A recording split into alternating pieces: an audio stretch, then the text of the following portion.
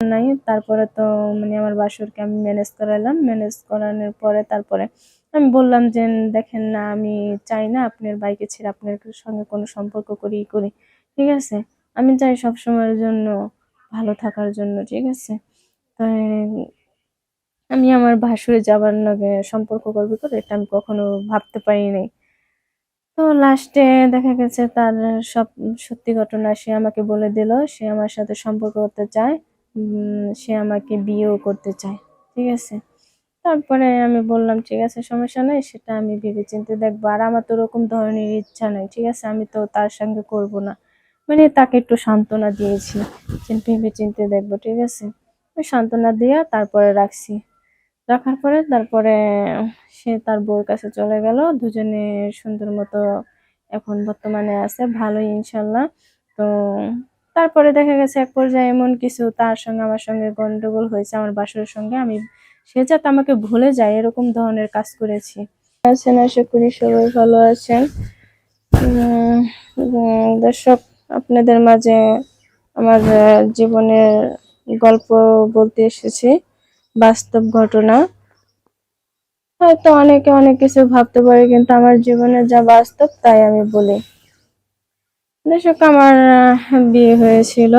বিয়ে হওয়ার পর দেখা গেছে আমার যে ভাসুর ছিল উনি করতে কি যে আমার হাজবেন্ডের সাথে আমার সাথে গ্যাঞ্জাম বাজাই দিতে বলতে দেখা গেছে যে বলতো, "তোর বউ এটা করে, মানে ছেলেদের সঙ্গে কথা বলে কেন?" তার বউকে আমি বারবার বলি, "ছেলেদের সঙ্গে কথা বলবা না, এই করবা না।" ছেলেদের সঙ্গে কথা আমি কারোর সঙ্গে কথা বলতাম না। বলতাম দেখা গেছে আমার বাড়িতে আমি কথা বলতাম। তো আমার ভাসুরের সন্দেহ করতো যে না, আমি কারোর সঙ্গে হয়তো প্রেম করি বা এই করতে। কিন্তু আমি আবার দেখা গেছে কি অন্যরকম একটা মেয়ে। আমি মানে এমন বাজে একটু কথা বলতাম, ঠিক আছে? হয়তো তারা ভাবে যাতে আমি অন্য কোনো ছেলের সঙ্গে কথা বলি, ঠিক আছে? বা এরকমভাবে কথা বলি, এটা ভাবতে। ঠিক আছে? দর্শক, না আমি আমার বাড়িতে একটু ভালোভাবে কথা বলতাম তো। তো সেটা দেখে আমার বাসায় একদিনকে আমার বলতেছে যে, "ছোট বউ, এদিকে আসো।" আমি বললাম, "কি হয়েছে ভাইয়া, বলেন।" সে বলল কি যে, "তুমি কার সঙ্গে কথা বলো?" আমি কই, "কেন, আমার বাড়িতে?" সে কি, "না, তুমি তো বাড়িতে এরকম ভাবে কথা বলো না। তুমি কার সাথে কথা বলো, সত্যি করে বলো।" আমি বলতাম কি, "দেখেন ভাইয়া, না আমি আমার বাড়িতে কথা বলি। আমার ওই ছোট ভাই আছে, আমার সবার ছোট ভাই, তো ২ টা ভাই।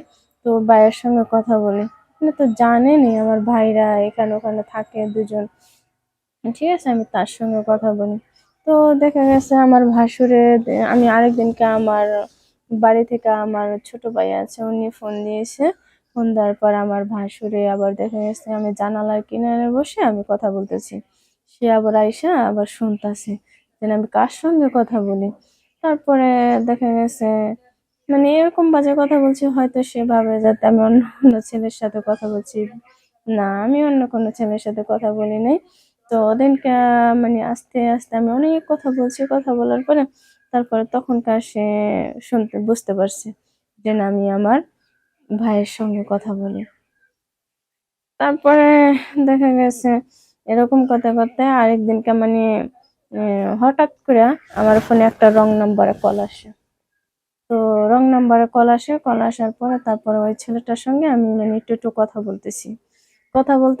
মানে আমার স্বামী যতটুকু আমাকে চেক না দিত, আমার বাসায়ও ততটুকু আমাকে চেক দিত। ঠিক আছে?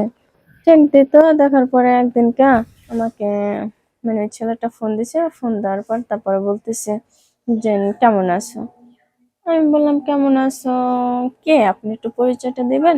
সে বলল কি যে, "হ্যাঁ, অবশ্যই পরিচয় দিব।" আমি বলি, "ঠিক আছে, তাহলে পরিচয়টা দেন। আপনি কে বলছেন? কোথা থেকে বলছেন?" তারপরে সে আমাকে পরিচয়টা দিল। দেওয়ার পরে তার বাড়ি হচ্ছে যে দিনাজপুর। তারপরে আমি বলতেছি, "আপনাদের বাড়ি দিনাজপুর? তো হ্যাঁ, শুনেছি দিনাজপুরের ছেলে নাকি অনেক ভালো।" এই সে বিভিন্ন ধরনের কথা বললাম তার সঙ্গে। তারপর ওদিনকে আমার বাসুরের আমার করে নাই, সন্দেহ করে নাই। তো মানে উনি দেখেন উনি বাসায় ছিল না। তারপরে মানে আইসা আমার ফোনটা ঘাঁটতো। ঠিক আছে? ঘাঁটার পর দেখে মানে বলতো যে যে রিসিভ ফোন, ওই রিসিভের থেকে তখন এসে যায়। তো যাওয়ার পর বলতো কি, ছোট বউ এই নাম্বারটা কার? তো আমি মানে মুখ দিয়ে সত্যি কথা বের হয়ে গেছে যে, ভাইয়া এরকম এরকম আমি তো জানি না, কোন একটা ছেলে জানি আমাকে ফোন দিয়েছে, ফোন দিয়ে বলল যে মানে আমার জিজ্ঞেস করলো যে তোমার বাড়ি কোথায়, কমনে কি এটা বলল। ঠিক আছে।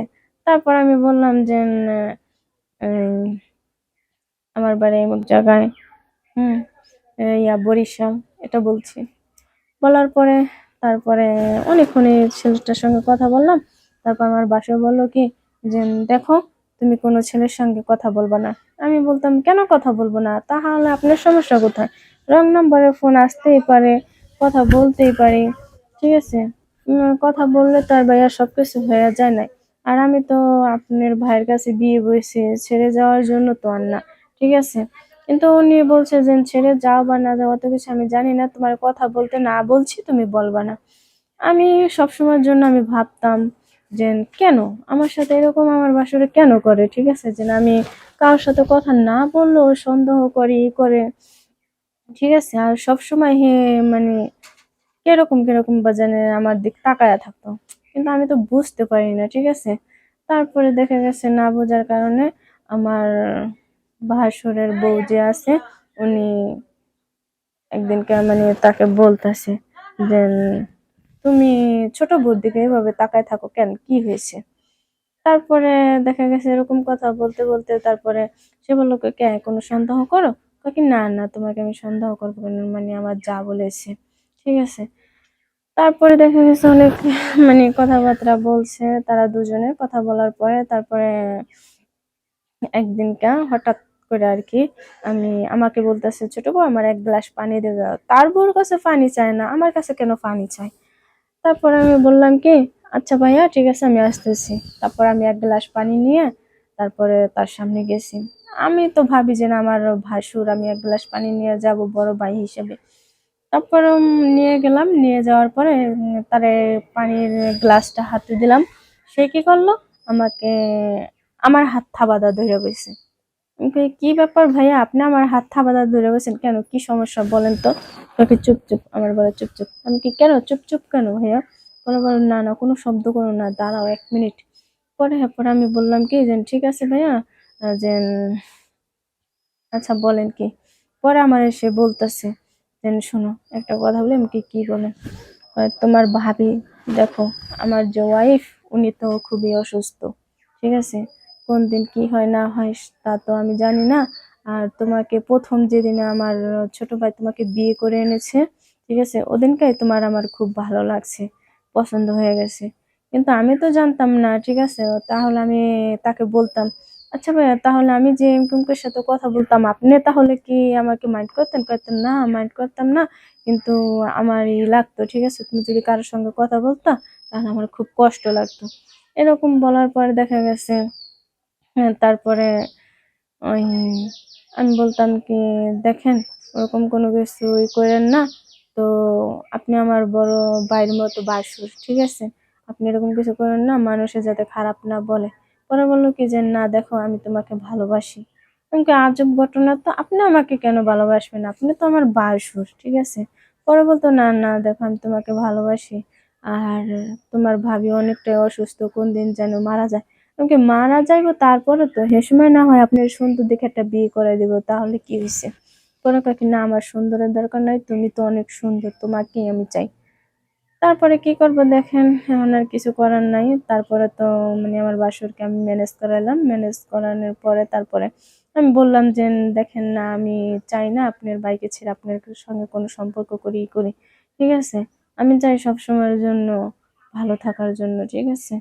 তাই আমি আমার ভাসুরে যাবার লগে সম্পর্ক করবো করে এটা আমি কখনো ভাবতে পারি নাই।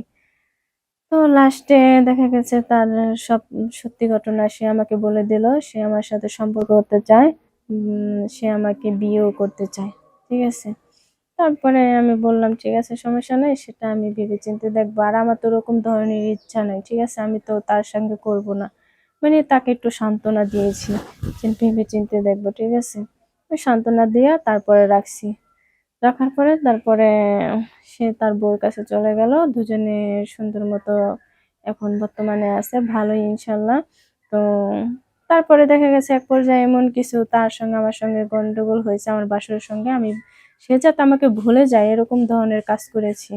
ঠিক আছে? কাজটা হয়েছে যে তার সঙ্গে আমি শুধু ঝগড়া করে একদিনকে মানে করে দিছি। তারপরে সে আমার সঙ্গে ঠিকমতো আসে না, কথা বলে না। তো দর্শক, দেখা গেছে অনেকেরই আছে ভাসুরে ছোট বোর দিকে নজর দেয় বা সম্পর্ক করতে চায়, কিন্তু এরকম ধরনের কেউ কখনো করবেন না। তো আমি তো একটা নারী, আমি কি চাইবো যে আরেকটা নারীর সংসারটা নষ্ট করে দিই? কিন্তু এটা সব মেয়েদের ক্ষেত্রে হয় না। এবং অনেক মেয়েরা আছে যারা আছে তারাই তো এগুলা করে। দর্শক, সবাই ভালো থাকবেন, সুস্থ থাকবেন, সুন্দর থাকবেন।